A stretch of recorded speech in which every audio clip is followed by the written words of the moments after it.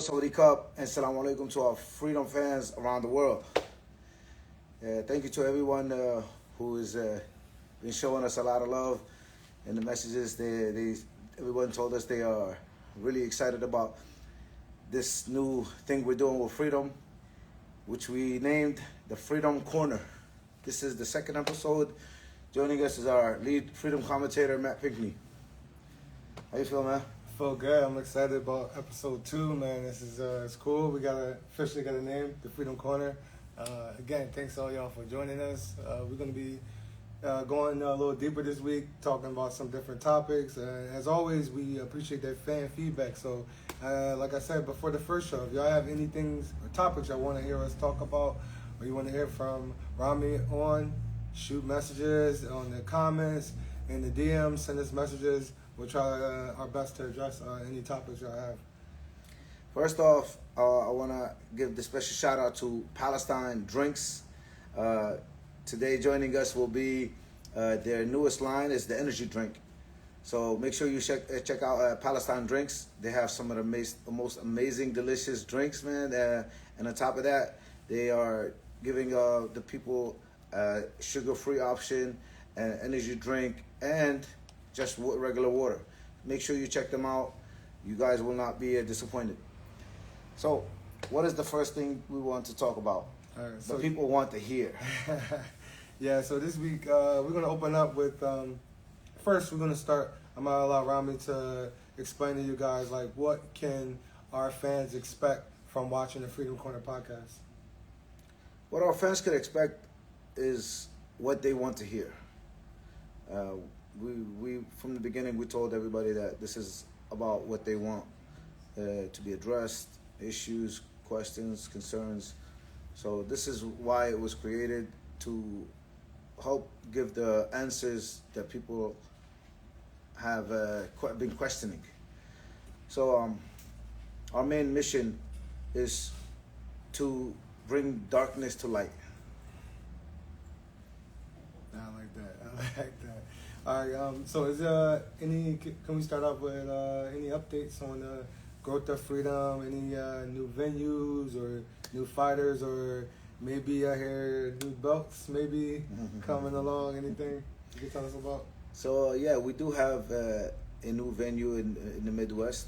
It's right outside Chicago, 30 minutes. It's called the Hammond Sportsplex. It's in Hammond, Indiana, about like 25 minutes outside Chicago. Again, it's called the Hammond Sportsplex. It's a beautiful venue. It's huge and very accommodating. You guys are going to be very impressed with this place. We're still trying to confirm a definite location for California. We're not sure if we're going to go closer to San Francisco or LA. You know, if our people in the West can give their input, maybe if they know somebody that knows somebody, because we don't want to just go there and just keep bouncing. We want to find a home. So if somebody from the West Coast knows somebody that can help us lock a place down, we're definitely in. Fighters, you know, we always count, you know, the best of the best, you know.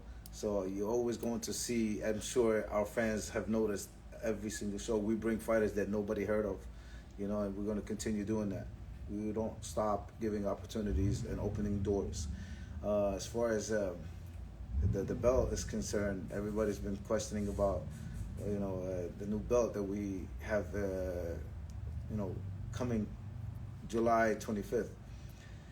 This one is special. So Dylan Joko, so the owner, one of the owners of Two Bridges Muay Thai, the head coach of there, about 6-7 months ago, he told me, you know, Freedom should look into doing a new championship belt, something outside the national and world, for you know like high level fights that are not fighting for the national or the world. So we talked about that, and the man Dylan convinced me to go through with it 6-7 months ago, and we've been working on this belt, and it's finally going to be out July 25th on Freedom 41. And it's going to be titled the Freedom Prestige Championship. Who's fighting for it? Two prestige fighters. Both are, high-level fighters. Marco's the former Freedom World Champion and the current Freedom USA Champion, John Pena. This is going to be a huge fight. They're fighting at a catch weight, so we decided to make it a prestige title fight. This belt is going to be amazing. You guys are in for a great surprise. I just showed him the belt, and he went crazy over it. So that's a new belt that we have in store coming for the best of the best fighters out there. Yeah, that joint. I can't tell you too much because I wanted to be a surprise too, but just look at my face, man. I want one. That thing is crazy. Man, so next, I got some questions from fans that I got in my DMs, and one of them was, what can Freedom do to expand the fan base and reach new markets that aren't, traditional fans of Muay Thai? I like this question actually. What can Freedom do to expand, the market? Going after different people that is not just the friends and family of the fighter. That's a good one. I believe it's something that we've been trying to do. Like we outside behind closed doors, we try to ask questions of fighters to find out more about their personal life. And this is something that we've been working on. We want to do videos now that shows them, something other than them hitting the bag or hitting pads with their trainer, to talk about their personal life, what is going on in their life, not just the good, the bad, the tough, the struggles, So this is something that we have been doing, and I believe with going that route, you're going to now get people to watch these videos that relate to them, and they have nothing to do with Muay Thai or combat sports. And this is how we can get the market to grow, not just the people that are in Muay Thai. Everybody's going to like this new thing we're going to do. I like that. I like that concept. I know because it's something you see other top combat sports doing, but I haven't seen anybody in Muay Thai doing it. So I'm not surprised that Freedom is leading the way on that. Another fan question. This one is specifically for you. I thought it was interesting. One of the fans want to know, who's the toughest opponent that you faced? Toughest opponent that I faced. Man, I gotta respect all my opponents. Everyone was tough in their own way, But one that was tough for me, not because the opponent was tough, but because it was, in a way, it should have been, it should have never happened. Like, he was tough, but I was 16, 17 years old, and he was in his 30s. And he was a professional, I was an amateur. We're talking about 1999, 98, 99. So I beat one of his teammates. His uncle's fighter, I'm not going to say no names because you guys know who it is. And I don't want to disrespect that, Jim. So I beat him, and I retired him, and so his coach went and got his nephew from Holland, and who was a professional European champion, to come get revenge on a 16-year-old boy. So as soon as we stepped in the ring, as soon as round one started, right away I knew that this guy was not an amateur or anywhere near my age. Mind you, I didn't see my opponent. I didn't know anything about him until it was time to go in the ring. This is how we fought back then, and the thing is, he couldn't stop me. He couldn't stop me. 5 rounds of hell, but I wasn't getting stopped. I wasn't getting dropped. I just kept fighting, and until now, I think that was the toughest fight of my career. Not because, he was, we were not even on the same level, like age-wise, experience-wise, level-wise. It was illegal now. It should have been illegal back then, but I never looked at it as if I was a victim. Never. I actually didn't say, why did you guys do this? I'm a kid, I'm an amateur. I actually went back home and tried to look at everything that could be fixed, to try to make it better. And that, in my opinion, actually made me so dangerous. Not what went wrong in the fight, but the fact that my mindset didn't let me go to play the victim part. Like, oh man, I was cheated, or they put me in a fight, they set me up. No, I just went back home and became a bigger lion, you know. That was the toughest fight of my career, man. The guy was not amateur. The guy was not in a youth, and he was a professional on top of that.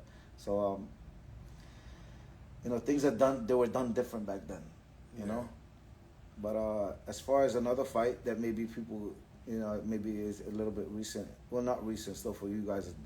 You guys are too young for this.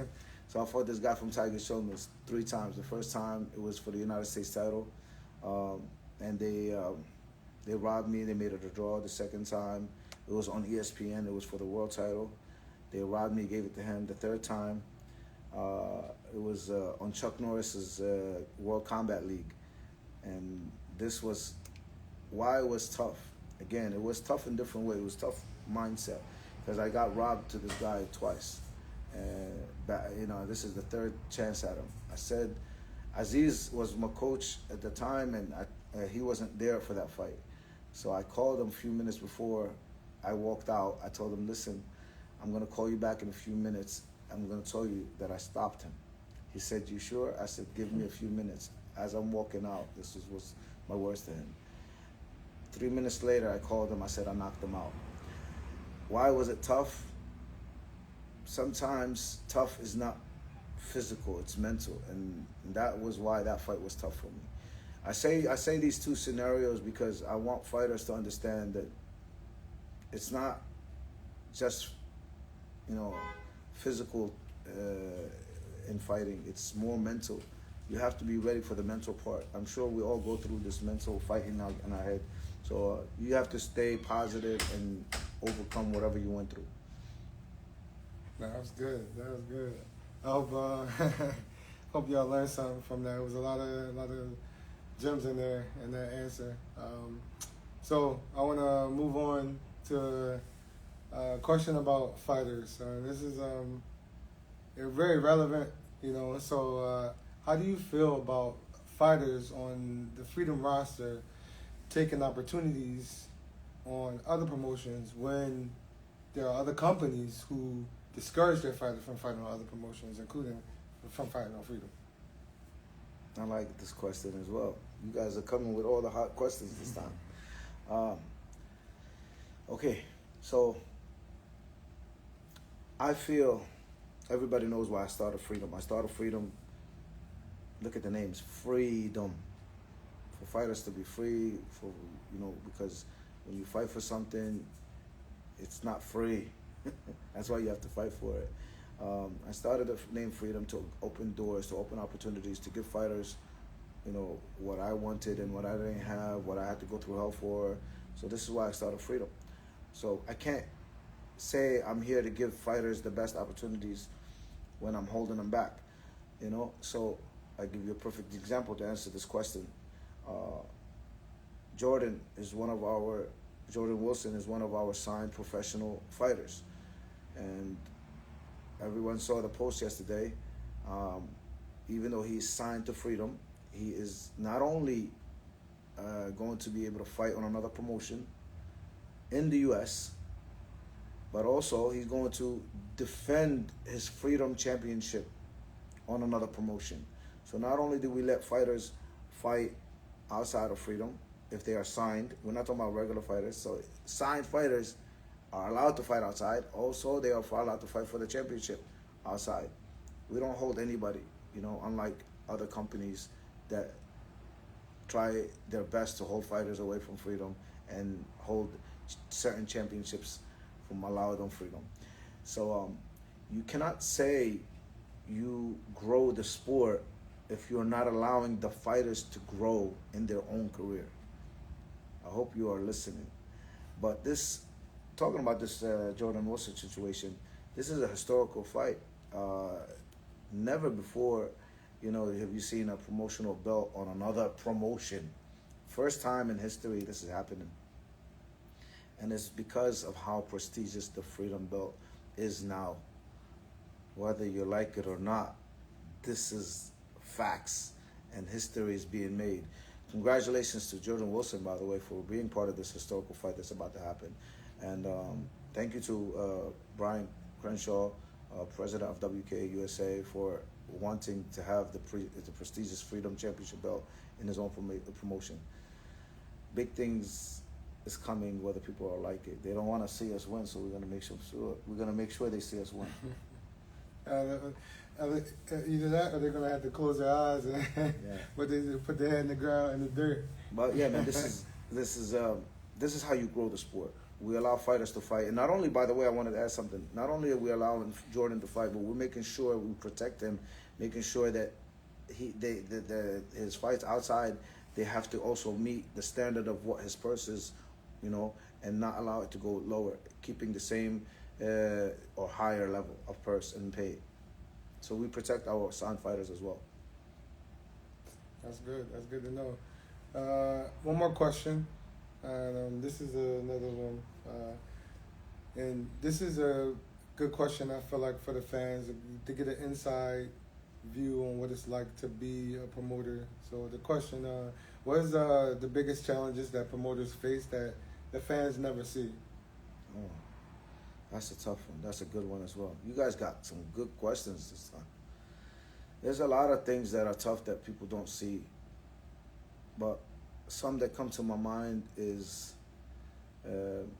this thing is not a 9-to-5 job, you know. Like many other bosses, you know, your job is you're always on the clock 24/7, you know, so when fights get canceled, you don't have time to say, I'm going to get back to it after the weekend. You have to get right to it. Well, you don't have to. I'm sorry. I'll take that back. Because I know some promoters, they will not go out of their way to replace a fighter the way Freedom has been replacing fights. But not just finding replacements, finding some of the most dangerous replacements. So, you know, it's very hard, especially in Muay Thai, where there's not a lot of options, you know, especially in the high-level amateurs or pros. There's not a lot out there, you know. So it's very hard to get these replacements filled. When you are not able to find a venue that meets the expectation of the fans, you know, it's for you to get these things, they have to, you know, you understand that there's a bigger pay from that venue that is expected. So you want to have a good show. For it to be a good show, it has to be a good venue, good lighting, good production, and so on. These things don't just come, you know, out of nowhere. With that said, Freedom also doesn't have anybody sponsoring it, just so you know. There's nobody that is behind Freedom. You know, some people make jokes in the comments. Oh, it's Arab money. It's not Arab money. It's hard-earned money. Everything that comes into Freedom, we put it back in. You know, and it's all family owned. We have even my students. They are like my family. They are at the door, making sure that they are protecting what's coming in. It's very hard to build something this big without having people behind you financially invested in you and sponsoring you, but we are doing it. Don't think that there's Arab money behind it. There's just hard work behind it.